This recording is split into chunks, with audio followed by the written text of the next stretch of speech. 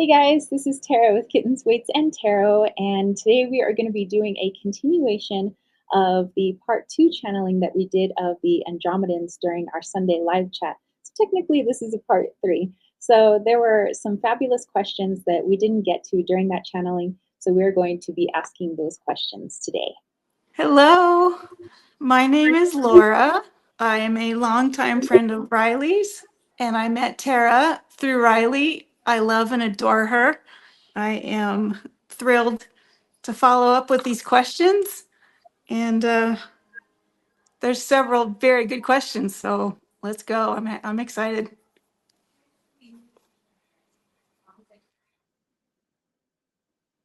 Okay. Question 1 from Time Harvest. Can you come visit Time Harvest and give him a nice tech to free him from the work and the monetary system? Thanks so much. First, you have to realize that the monetary system, as many systems during the earthly plane of existence, would seek to encapsulate you. So if you are to free yourself from many of the ways that you find yourself encapsulated, being in service to or servant to, then you free yourself. And there isn't so much a technology to be had, than more of an energy and an understanding. The more you make sovereign choices in your everyday life, the more your world begins to become more sovereign as well. And eventually, you would be freed from all systems. But little by little, lesson by lesson, as they say. Next question is from Shadowlands Radio. Why does the third dimension focus on time when it's a concept only? It is another form of restriction if we are to look at it from the shadow aspect, keeping one trapped in the past, or possibly even the present, or the future, or perhaps a combination of all three.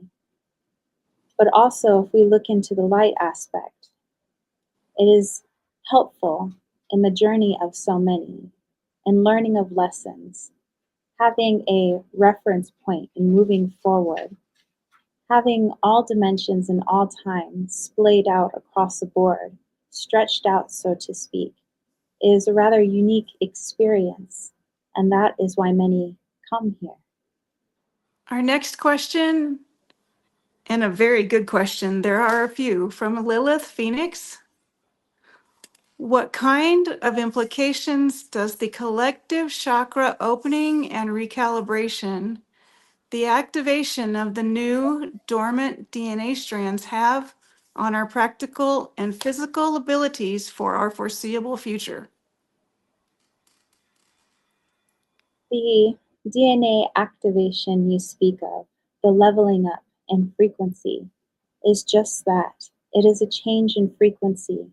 And just as you have your science here on Earth, where you can witness vibration, something you cannot see, but you see a reaction of. And so that is what is occurring with the human body.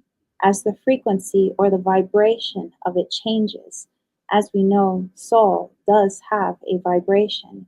And this is something that is not of the ethers, it is something that can be quantified. And so when that vibration increases, the physical form has no choice but to adapt.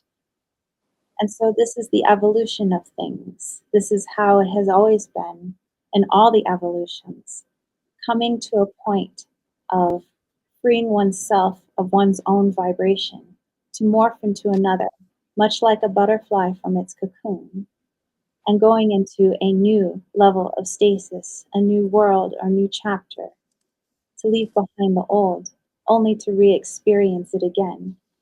It is on a grand scale, yes, but there are scales much more grand.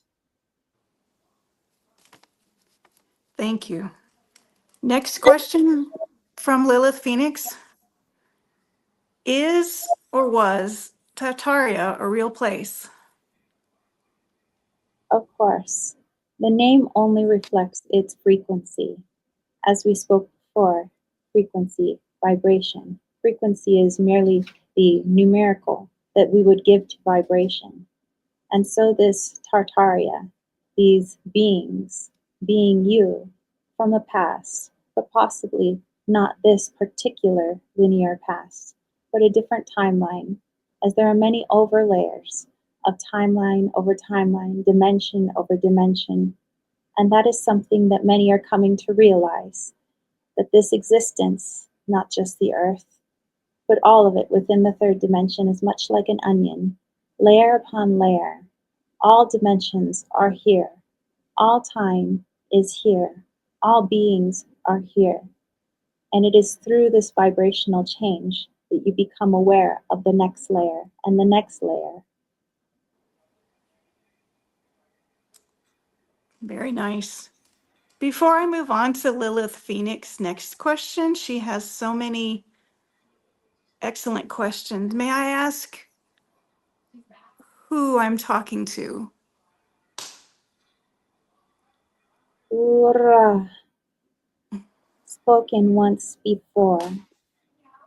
Fifth dimension, but seeking to aid past versions of ourself, you could say, the third dimensional aspect from the fifth into the third.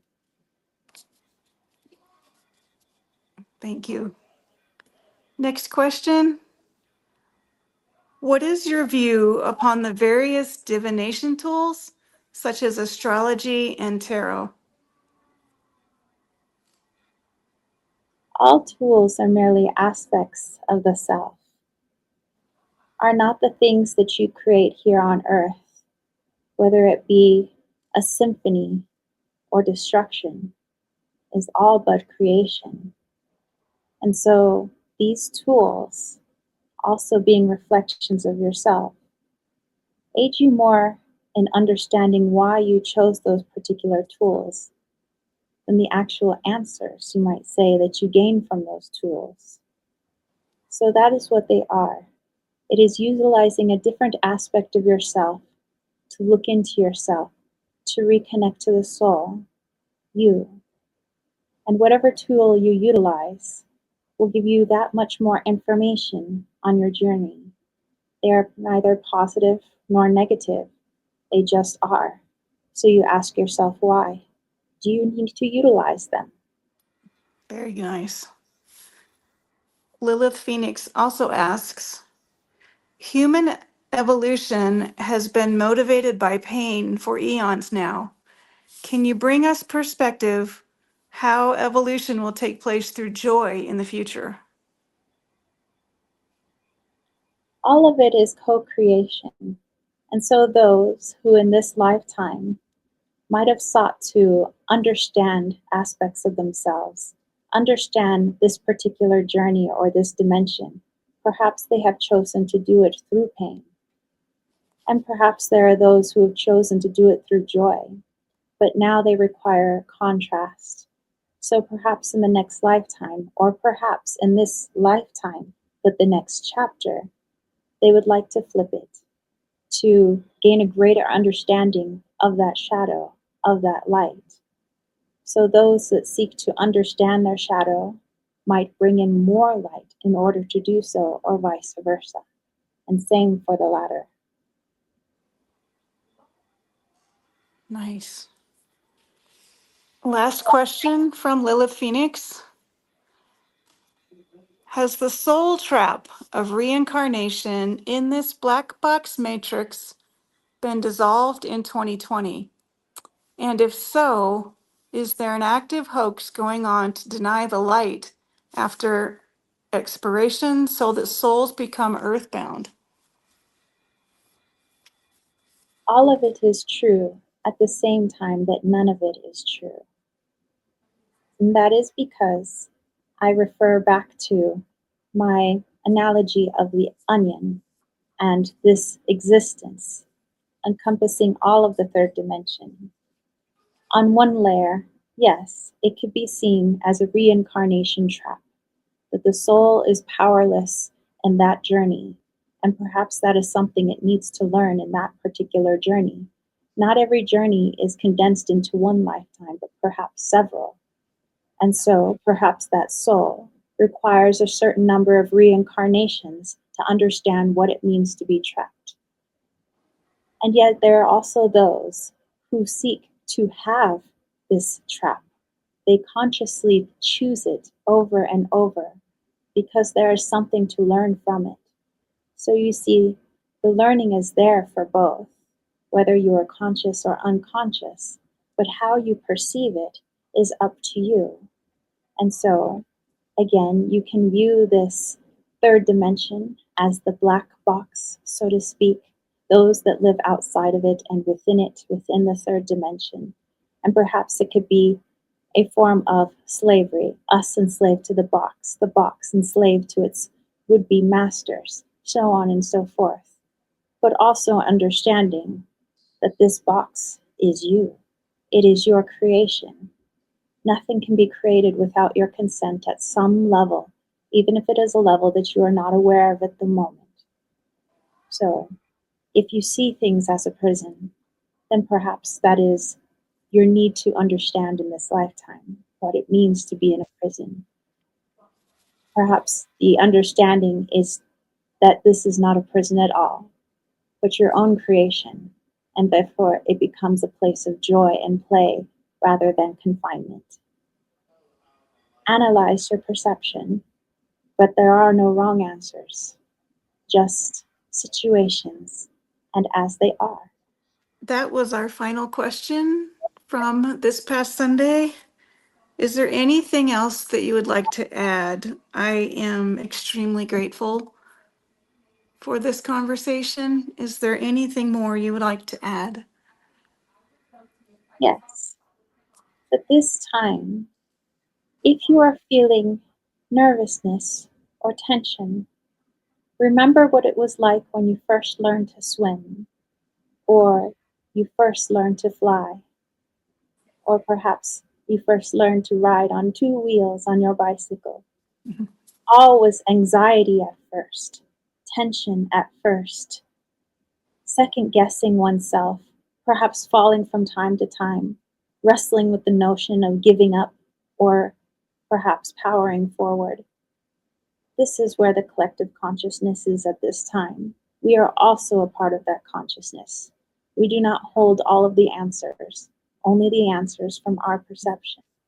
And so we encourage you to look at things from your own perception, your own soul's intuition.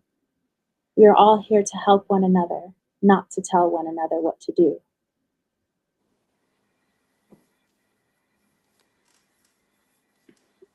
Thank you. Thank you very much. Whew. Oh my goodness. Whew. Oh my goodness. That's a big energy. Oh my goodness. What did you think? That's amazing. I am so grateful for the opportunity to hear those questions, read the questions, and hear the answers. Very, very fascinating. Well, thank you so much for asking those questions and relaying what our friends during the live chat also wanted to hear. Um, You're welcome. felt like it felt like the energy from the live chat that I connected with, but it felt even more intense. Like the connection was even more strong, and it was like I don't know. I felt like I completely was asleep somewhere. And it's like I kept checking in from time to time, like I vaguely was aware that I was talking, and then I thought I was dreaming. Wow. But I guess it Wow. wasn't. I was here. Well, thank you so much, Laura. And for those people that would like to be in Laura's position, being a guest interviewer, I highly encourage you guys to do so. I think it's wonderful to have, different backgrounds, different perspectives. And, I'm also always looking for people to help out during the live chat channelings, and you can also do something like Laura was doing, which is reading other people's questions you need kind of a springboard to ask your own questions. So that's a wonderful place to also connect as well. But I thank you guys so much. Let me know what you guys thought, what your downloads were, opinions, yeah, all of it. Put that in the comment section down below. And thank you to all the people that did join us during that Sunday live chat last Sunday. I'm glad that I finally got to get through all of your wonderful questions. Thank you so much. We're all in this together, learning along the way. So I love working with each and every one of you guys. And all right, we will catch you guys next time. Maybe we'll even hear from our friend Laura again. Yes. She would come back maybe, and see what fun topics we could do. Absolutely. But Laura, do you have anything to maybe share again, about things that you do or things that you think people could go check out? Well, a little about me is that I've been rescuing dogs for nearly 20 years now, primarily German Shepherds. But I recently ended up with a little black and white. I call him a mini Holstein.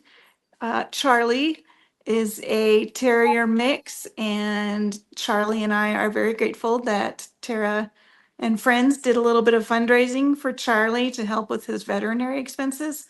We are finally scheduled to see the vet towards the end of October, and I'm hoping once Charlie heals up from his neuter, he'll be vaccinated, microchipped. Little Charlie will be good to go. He'll be adoptable and check in with me or Tara. Um, I run Phoenix K9, PHX K9, and I'm in Arizona. Charlie is the best little dog. He'll make a he'll make an amazing companion. So, yes. Yeah, Charlie is awesome. So some of you guys saw him in like other live chats. So definitely go check those out. I think he was in the Rainbow Bridge live chat that we did, and Yes. a couple other ones. But yeah, you guys can go see Yes. himself. So Yes. all right. Well, thank you again, Laura, and thank you to everybody who joined us during that chat and all the suggestions that you guys have had, all the questions that you guys have submitted. And I will catch you next time. Peace, love, and chicken grease.